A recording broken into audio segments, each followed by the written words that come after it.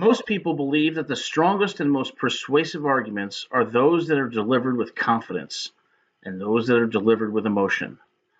Well, after 25 years as a lawyer and as a professor, I've learned that that's not true. What really matters are 5 techniques that, if you use them, will maximize the persuasive value of any argument in any context. Here they are. First, you have to know the structure of an argument, how to best present it to a jury, to an audience, to a judge, to whomever. How do you do that? Well, the first step is you start out with a theme. What's a theme?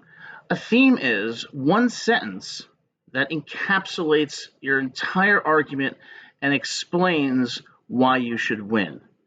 For example, if you're arguing that your client was retaliated against and fired at work, you might say something like, "This case isn't about poor performance.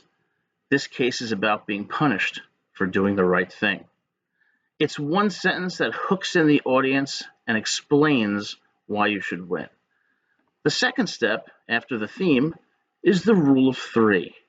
One of the most effective ways to be persuasive is to present your argument using 3 reasons to justify the conclusion that you want the audience to reach.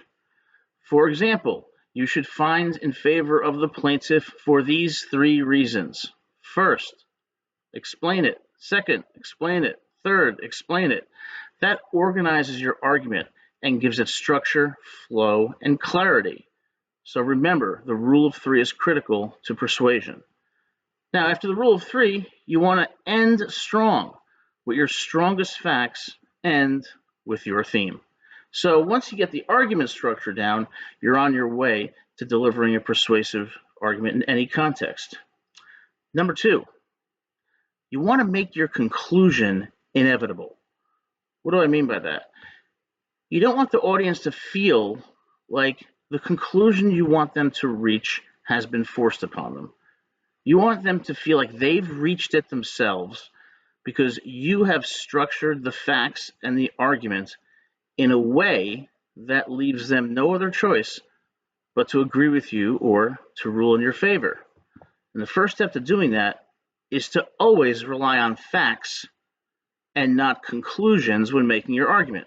You want to show, not tell. People don't care about your opinion. They don't care about what you think they should conclude. They want to hear the facts. They want to hear the story, and they want to conclude for themselves what the right result should be. Number 3, address the strongest argument or arguments against you. Okay? You don't want to avoid or ignore weaknesses in your argument. That's going to undermine your credibility. You have to look at your argument from a variety of perspectives and find those weaknesses and address them.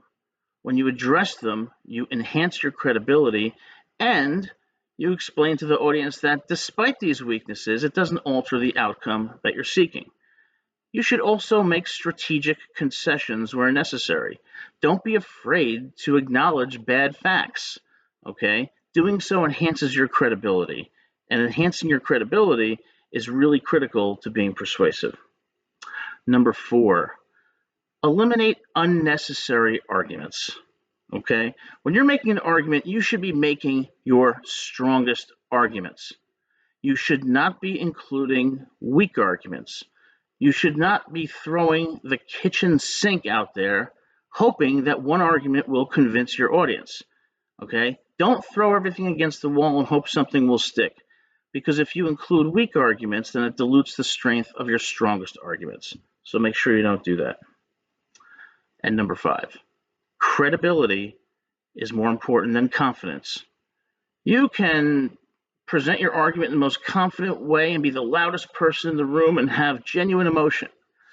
But if the person or the audience doesn't believe you, if they have issues about your honesty, then they're not going to believe anything you say and they're not going to agree with you.